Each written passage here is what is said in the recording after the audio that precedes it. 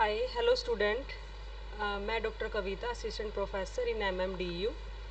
Today we will start a new series of a new subject, that is income tax. As you all know, in BCom and in BBA, income tax is a very important subject. So we are starting a new series on income tax. तो ये आपकी एक नई series रहेगी income tax पे, और ये पहली वीडियो है आपकी। तो इस सीरीज़ में आपको बहुत सारी वीडियो मिलेंगी जो कि पूरे सिलेबस की होंगी। तो आज की जो पहली वीडियो है, it is about the introduction of syllabus only. तो इस पहली वीडियो में आपको सिर्फ सिलेबस के बारे में इंट्रोडक्शन दी जाएगी, right. So if you are doing CA और यू आर डूइंग BCom और you are doing BBA, the series will be going to very helpful to you student. तो ये चाहे आप BBA कर रहे हो या BCom या फिर आप CA कर रहे हो, तो आपको ये बहुत हेल्पफुल होने वाला है ये पूरा वीडियो का series. So let us start with the help with the syllabus. So सबसे पहले हम करेंगे सिलेबस। इसमें जो आपके लिए सिलेबस है, जो इनकम टैक्स का सिलेबस है वो लेंदी है थोड़ा, और इसमें आपके प्रैक्टिकल क्वेश्चंस भी रहेंगे। तो आपको इसमें हर एक स्टेप, हर एक कॉन्सेप्ट जानना ज़रूरी है। तो पहले हम सिलेबस की फ़र्स्ट यूनिट से शुरू कर रहे हैं। यहाँ पे आपको इंट्रोडक्शन, आपको मैं 1 बाय 1 हर एक यूनिट की इंट्रोडक्शन दूँगी। और इसमें लगभग हर एक कॉलेज या यूनिवर्सिटी में लगभग सिलेबस थोड़ा मतलब सेम रहता है, थोड़ा बहुत इसमें डिफरेंस मिलेगा आपको। मैक्सिमम जो 90% सिलेबस है वो आपका सेम ही रहता है, right. So let us start with unit first. Unit first जो है आपकी, उसमें सबसे पहले इंट्रोडक्शन टू बेसिक कॉन्सेप्ट है।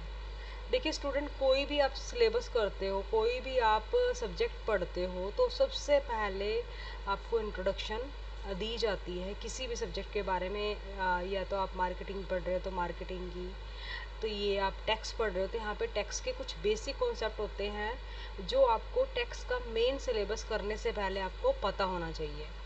तो यहाँ पे कुछ आपको सबसे पहले इंट्रोडक्शन दी जाएगी बेसिक कॉन्सेप्ट्स की, राइट। तो जैसा कि हमारा टॉपिक का नाम रहेगा इनकम टैक्स, तो आपको पता होना चाहिए कि what is income and what is tax, और टैक्स से रिलेटेड, इनकम टैक्स से रिलेटेड और जो बेसिक कॉन्सेप्ट है वो क्या क्या है। सबसे पहले income. As you all know, आप सभी कॉमर्स के स्टूडेंट रहे हैं या अब हो गए हैं, क्योंकि BBA का में जो स्टूडेंट एडमिशन लेते हैं वो ज़रूरी नहीं है कि उनके पास +2 में कॉमर्स रही हो, लेकिन वो जब BBA शुरू कर लेते हैं तो उनको काफ़ी हद तक नॉलेज आ जाती है कॉमर्स की, तो उनको पता लग जाता है कि व्हाट इज़ इनकम। और आप कॉमर्स के स्टूडेंट ना भी हो तब भी आपको इनकम का, जर्नली इनकम का पता होता है, right. So what is income? Basically income क्या होती है? जो भी आप अर्न करते हो, right, that is income. Very in simple word, like जैसे मान लो मैं जॉब करती हूँ तो जो मेरी सैलरी है वो मेरी इनकम है, राइट। सपोज़ कोई बिजनेस कर रहा है तो बिजनेस में जो उसको प्रॉफिट हो रहे हैं दैट इज़ इनकम। मान लो कोई डॉक्टर है तो उसको जो फीस मिल रही है वो इनकम है। तो in this way income basically क्या होती है? जहाँ से भी आप अर्न कर रहे हो, लाइक आपने क्रॉसवर्ड पजल ही आपने फिल कर दिया है न्यूज़पेपर में, और उसके लिए आप कोई प्राइज़ विन कर लेते हो। If you are win a prize, आपको कोई प्राइज़ मिल जाता है तो वो भी आपकी इनकम ही हो जाती है। बेसिकली हमारे यहाँ इनकम टैक्स में हम 5 हेड में इनकम को डिवाइड कर लेते हैं, जो कि आप पढ़ोगे। देखिए सेकंड यूनिट के अंदर है, जैसे income from salary, income from house property, इसी तरह से income from profit and gain of business है, प्रोफेशन है, और कैपिटल गेन है, और लास्ट आपका जो 5th हेड होता है वो income from other sources, right. तो इस तरह से जो आपकी इनकम है वो 5 सोर्सेज में डिवाइड हो जाती है। देन आपके पास एक एग्रीकल्चर इनकम का कॉन्सेप्ट आएगा। एज़ यू नो, हमारी जो इंडियन इकोनॉमी है that is agriculture economy, that is based on agriculture, right. So agriculture income taxable तो नहीं होती, बट स्टिल जब हम टोटल इनकम कैलकुलेट करते हैं तब हम एग्रीकल्चर इनकम को ऐड करते हैं, तो वो चीज़ें भी आपको धीरे धीरे समझ में आ जाएंगी। सो agriculture is also very important topic for the purpose of income tax. फिर आता है पर्सन। अब ये पर्सन क्या है? पर्सन मीन्स जो व्यक्ति, जो पर्सन टैक्स देगा वो कौन कौन हो सकता है? पर्सन में आपके माइंड में सबसे पहले आता है इंडिविजुअल, जो कि जैसे कि मैं हूँ, आप हैं, इंडिविजुअल, राइट? ये नेचुरल इंडिविजुअल है, नेचुरल पर्सन है, लेकिन for the purpose of income tax person में आपका कंपनी भी आएगा, पार्टनरशिप फर्म भी आ जाता है, राइट? आपका बॉडी ऑफ इंडिविजुअल जिसको BOI बोल देते हैं, एसोसिएशन ऑफ पर्सन AOP आ जाता है। तो वो धीरे धीरे हम जैसे जैसे सिलेबस करेंगे वो आप सभी चीज़ें आप जानते जाओगे। देन असेसी, असेसी कौन है? Assessee means the person who is liable to pay tax for that assessment year, right? तो असेसी है वो पर्सन जो कि टैक्स देगा, राइट? जिसकी इनकम असेस की जा रही है, मीन्स जिसकी इनकम को असेस किया जा रहा है उस पर्टिकुलर असेसमेंट ईयर के लिए, राइट? तो जब असेसी है तो डेफिनेटली यहाँ पे ईयर भी होगा जो कि आपका, जिसको हम बोलते हैं असेसमेंट ईयर। तो असेसमेंट ईयर क्या होगा? Assessment year is that year in which income of the assessee is being assessed, यानी कि जिसमें असेस की जा रही है, और जो इनकम असेस की जा रही है वो हमेशा प्रीवियस ईयर की इनकम होती है। तो मैं एग्जांपल से समझा देती हूँ आपको ये थोड़ा सा इसका कॉन्सेप्ट। लाइक अगर असेसमेंट ईयर आपका 2020-21 है तो प्रीवियस ईयर उससे पहले का ईयर होगा। मीन्स असेसमेंट ईयर में हम प्रीवियस ईयर की इनकम को असेस करके उस पर टैक्स लगाते हैं। तो अगर आपका असेसमेंट ईयर 2021 है तो आपका जो प्रीवियस ईयर है वो क्या होगा? 1920 होगा, राइट? प्रीवियस ईयर हमेशा 1 ईयर प्रीवियस होगा आपके, यानी कि पीछे का, असेसमेंट से पीछे वाला साल, पिछले वाला साल, राइट? तो 1 साल पहले, क्योंकि जिस ईयर में हम इनकम कमाते हैं वो हमारी नेक्स्ट ईयर में असेस की जाती है, यानी कि टैक्स नेक्स्ट ईयर लगेगा। सपोज मेरी इस ईयर की इनकम है, राइट, 21-23 की, तो उसके लिए असेसमेंट ईयर 23-24 हो जाएगा, राइट? तो इस तरह से हमारा असेसमेंट ईयर और प्रीवियस ईयर होता है। फिर आता है एक कॉन्सेप्ट आता है आपका ग्रोस टोटल इनकम का, that is known as GTI। Gross total income का मतलब, जैसे मैंने अभी आपको बताए थे 5 हेड, जो कि हम आगे यूनिट्स में आ जाएंगे, तो उन 5 हेड्स को जब हम टोटल कर देते हैं तो उसको ग्रोस टोटल इनकम बोलते हैं। यानी कि एक असेसी के पास जहाँ से भी हो सकती है इनकम, जितनी भी उसकी टोटल इनकम रही है लास्ट ईयर में, राइट? नॉट ओनली कि सिर्फ सैलरी की इनकम है, जो भी मान लो उसको वो जॉब पे भी है और उसने अपना घर भी रेंट पे दिया हुआ है, तो जो भी उसके पास है, उसने कुछ शेयर खरीदे तो वहाँ से उसको कुछ कैपिटल गेन हो जाता है। तो सपोज़ मिस्टर A है कोई, उसको कहीं से थोड़ी इनकम हो रही है, मान लो उसको सैलरी से कुछ इनकम, उसको कोई छोटा मोटा बिजनेस भी है, पार्ट टाइम बिजनेस, तो वो सारी टोटल जो भी उसकी मतलब जितने भी हेड है उन सब की इनकम को मिला के ग्रोस टोटल इनकम निकल आती है।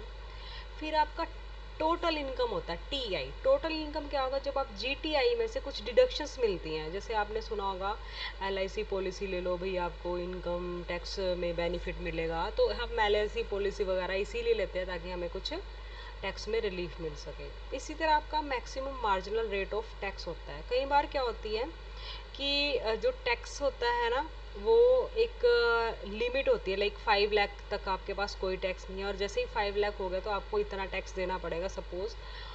लेकिन सम टाइम क्या होती है कि हम उस मैक्सिमम लिमिट को क्रॉस कर जाते हैं। जैसे हमारी इनकम 5,10,000 है, तो 5,10,000 हो जाती है इनकम, तो हमारी 5 लाख से थोड़ी ही ज़्यादा है, तो उस केस में आपको maximum marginal rate of tax दिया जाता है, जिससे कि आपको ज़्यादा आपके ऊपर टैक्स का बर्डन ना पड़े। ये आगे जब सिलेबस होगा मैं आपको उसको करा दूँगी, राइट?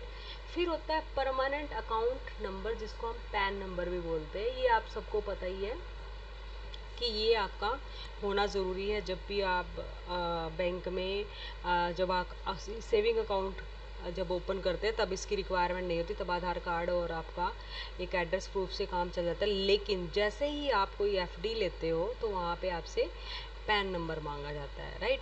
तो परमानेंट अकाउंट नंबर आपका ये भी एक अकाउंट नंबर होता है, that is very important for the purpose of tax. ठीक है, कि आप कितना टैक्स पे कर रहे हो, तो जब भी आप अपनी रिटर्न भरते हो या फिर आप बैंक में कुछ पर्टिकुलर तरह के अकाउंट्स ओपन करवाते हो तो आपको परमानेंट अकाउंट नंबर की ज़रूरत पड़ती है। Then residential status. Residential status का मतलब है कि आप इंडिया में एज ए रेजिडेंट हो, मतलब ऑर्डिनरी रेजिडेंट हो, या फिर आप एनआरआई हो। आपने सुना होगा कि एनआरआई को टैक्स के कुछ बेनिफिट्स मिल जाते हैं जब वो यहाँ पे रेमिटेंस करते हैं अपनी इनकम का। तो रेजिडेंशियल स्टेटस भी वेरी इंपॉर्टेंट है, क्योंकि रेजिडेंशियल स्टेटस से ही पता चलता है कि आपको किस इनकम पे टैक्स देना है, इंडिया में देना है या वो कहीं बाहर देना है। तो रेजिडेंशियल स्टेटस का भी आपका एक पूरा का पूरा चैप्टर रहेगा, जहाँ पे कुछ बेसिक कंडीशंस हैं जो कि ये बताती हैं कि आप इंडिया के सिंपल यानी कि ऑर्डिनरी रेजिडेंट हो या नहीं हो।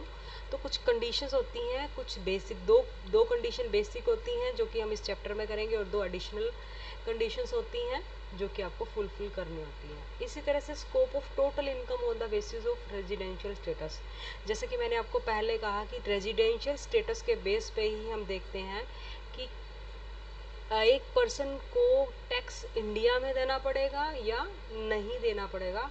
वो सारा का सारा आपके रेजिडेंशियल स्टेटस के ऊपर डिपेंड करता है कितना टैक्स, किस तरह से टैक्स आपको देना पड़ेगा। फिर एग्जेम्प्टेड इनकम अंडर सेक्शन 10, एक पूरा का पूरा आपके पास चैप्टर आएगा एग्जेम्प्टेड इनकम का। जो एग्जेम्प्टेड इनकम है उसका जो है आपका मेन सेक्शन वो 10 रहता है, जिसके अंडर हम सारी की सारी वो इनकम पढ़ेंगी जो कि एग्जेम्प्टेड होती हैं, राइट। तो इसमें होती हैं कुछ इनकम जो कि आपकी एग्जेम्प्टेड होती है। जैसे फॉर एग्जांपल मान लो आप यूएनओ के कोई मेंबर रहे हो और वहाँ से कोई पेंशन या कोई इनकम है, तो वो एग्जेम्प्टेड होती है, उसके ऊपर कोई टैक्स नहीं लगता है। इसी तरह से कोई अगर आपको गैलेंट्री अवार्ड मिलता है, राइट, तो उसके ऊपर भी टैक्स नहीं लगता है। तो कुछ ऐसी इनकम होती है जिनके ऊपर कोई भी टैक्स नहीं होता है। देन हमारी यूनिट 2 आती है। यूनिट 2 में हमने 2 हेड करने हैं, जो कि आपका पहला हेड रहेगा इनकम फ्रॉम सैलरी और सेकंड रहेगा income from house property. Salary आपको पता ही, सैलरी कब मिलती है आपको, जब आप कहीं पे एम्प्लॉई होते हो। When you are employee then you will get salary, right, because you are serving your employer, right. There are some terms and condition of employment, as you know। आपने ये पढ़ा भी होगा चैप्टर कि हम 3 तरह से इनकम जनरेट करते हैं, अपनी अर्निंग कर सकते हैं from employment, from profession and business. So if you are a employee then salary, तो इनकम फ्रॉम सैलरी आपका यहाँ पे आ जाता है। और दूसरा होगा income from property, house property. Suppose आपके पास 2 हाउसेज हैं और एक हाउस में आप खुद रह रहे हो, दूसरे को आप लेट कर देते हो, मीन्स रेंट पे दे देते हो किसी को, तो जो उससे इनकम होगी तो वो आपकी इनकम फ्रॉम हाउस प्रॉपर्टी होगी, राइट।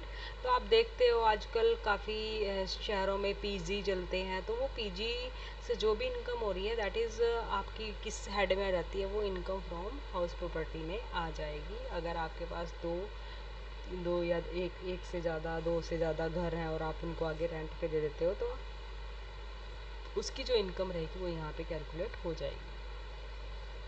उसके बाद थर्ड यूनिट में आपके पास आएगा इनकम जो आपके डिफरेंट हेड है इन 2 के अलावा, क्योंकि बेसिकली हमारे पास 5 हेड होते हैं। इनकम फ्रॉम सैलरी है, इनकम फ्रॉम हाउस प्रॉपर्टी, तीसरा जो हेड होता है आपका वो होता है profit and gains of business और प्रोफेशन। सपोज आप कोई बिजनेस रन कर रहे हो या फिर कोई प्रोफेशन है आपका, राइट, तो उससे जो भी आपको प्रॉफिट या गेन्स होंगे वो सारे के सारे कैलकुलेट होंगे तीसरे हेड में, जो कि आपका है profit and gains of business और प्रोफेशन। उसके बाद आपका फोर्थ हेड होता है कैपिटल गेन। कैपिटल गेन कब होता है, जब आप कोई एसेट परचेज कर लेते हो और उससे आपको आप उसको रीसेल करते हो, राइट। तो आपको जैसे मान लो स्टॉक मार्केट में पैसा लगा रहे हो आप, या फिर कोई प्रॉपर्टी खरीद लेते हो फिर उसको सेल कर देते हो हाई रेट्स पे, तो उसके जो भी आपका गेन होगा उसको हम बोलते हैं कैपिटल गेन। और वो जो कैपिटल गेन है वो फोर्थ हेड में आपका आ जाएगा।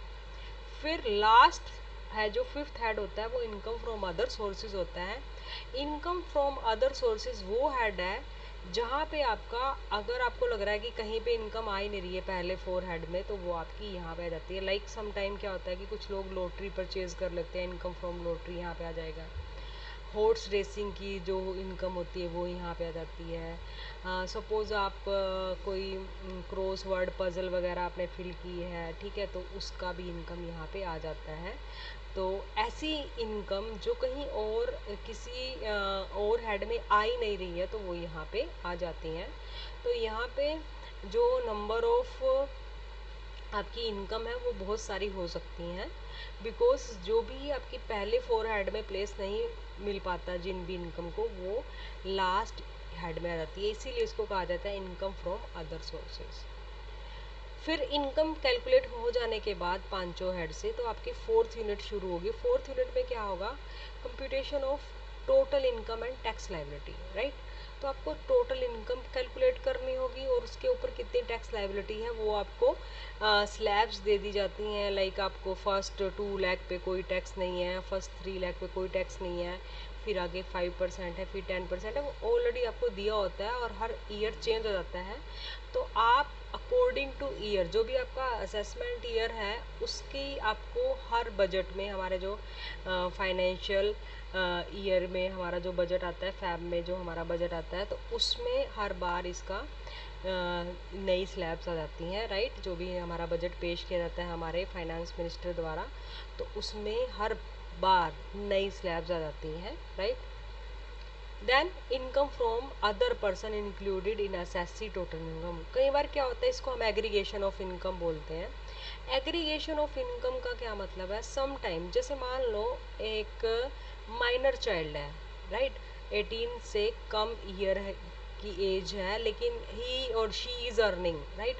तो वो पैसा, वो लड़का भी हो सकता है, लड़की हो सकती है। सपोज वो जो माइनर चाइल्ड है उसकी कोई इनकम हो रही है, तो वो इनकम उसके पेरेंट्स की इनकम में इंक्लूड हो जाती है। और तो वो देखते हैं कि किसकी इनकम आपकी ज़्यादा होगी, उसकी इनकम में वो इनकम टैक्स अथॉरिटी उसको ऐड करने के लिए बोल देते हैं, तो इसको एग्रीगेशन ऑफ इनकम बोल देते हैं। And set off and carry forward of losses.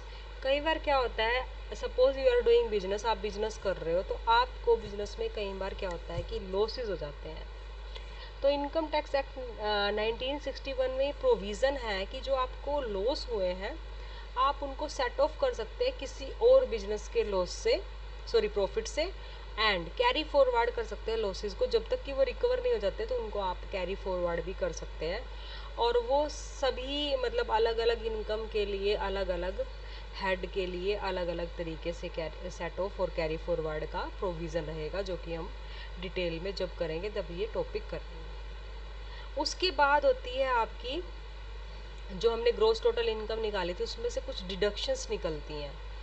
जब हम ग्रोस टोटल इनकम में से डिडक्शन निकाल देते हैं तो आपका टोटल इनकम बन जाता है, राइट।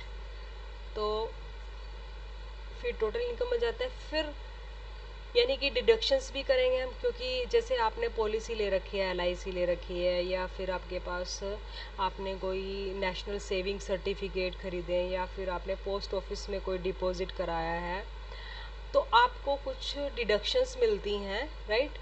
तो जो पॉलिसी लेने का मेन पर्पस, जो भी टैक्स स्लैब के अंडर आ रहे हैं, मेन पर्पस ये होता है कि वो अपना जो टैक्स का बर्डन है वो कम कर लेते हैं। फिर रिबेट एंड रिलीफ, रिबेट और रिलीफ भी मिल जाता है आपको। रिबेट क्या है, जो आपकी डिडक्शन है वो आपको इनकम में से मिल रही है, और जो रिबेट है वो टैक्स की अमाउंट कैलकुलेट होने के बाद टैक्स पे रिबेट मिल जाती है आपको, राइट। तो उसकी भी कुछ कंडीशंस होती हैं कि आपकी इनकम इतनी हो तो आपको इतनी रिबेट मिलेगी, राइट। एंड रिलीफ मिलता है। फिर computation of total income of individual and firm, क्योंकि देखो फर्म्स अलग हैं, इंडिविजुअल अलग है, तो उनकी किस तरह से हमने टोटल इनकम कैलकुलेट करनी है वो आएगा। फिर tax liability of an individual and A firm, इसमें टैक्स लाइबिलिटी एक इंडिविजुअल की और एक फर्म की आएगी। और फिर कुछ केसेस हैं, 5 leading case decided by the supreme court, वो हम करेंगे इसमें। इसके अलावा भी कुछ टॉपिक्स हैं जो मैं एडिशनल सीरीज़ में करवाऊंगी, जैसे कि आपका टैक्स अवेजन होता है, एक टैक्स प्लानिंग होता है, एक टैक्स अवॉइडेंस होता है। और क्योंकि ये सिलेबस आपका MMDU के अकॉर्डिंग है, तो अदर यूनिवर्सिटी में जो एडिशनल सिलेबस होगा तो उसकी भी एक एडिशनल सीरीज़ आपको कराई जाएगी। उसमें आपके टॉपिक हो जाएंगे, जैसे मैंने अभी बताया, tax planning, tax evasion tax avoidance, tax authority, आपका एडवांस टैक्स, राइट, और TDS tax deducted at source, जो भी आपके रिमेनिंग टॉपिक रहेंगे वो आपको उसमें कराए जाएंगे। तो आज के लिए सिर्फ इतना ही है। कल जो आपकी वीडियो होगी, मतलब जो नेक्स्ट वीडियो रहेगी, उसमें आपको मैं इंट्रोडक्शन जो है आपकी इंट्रोडक्शन टू बेसिक कॉन्सेप्ट, वो डिटेल में आपको करवा दी जाएगी कि इनकम क्या होती है, पर्सन कौन है, SSC, assessment year, previous year, right. और एक बात और कहना चाहूँगी आप लोगों को कि आप इसके नोट्स साथ साथ प्रिपेयर करते रहिए, राइट, सो दैट आप उन चीज़ों को फिर रिवाइज कर सको, राइट। तो नेक्स्ट वीडियो में मैं आपका फर्स्ट टॉपिक स्टार्ट कर दूंगी, जो कि आपका इंट्रोडक्शन टू बेसिक कॉन्सेप्ट रहेगा। तो आज के लिए इतना ही। Thank you very much student.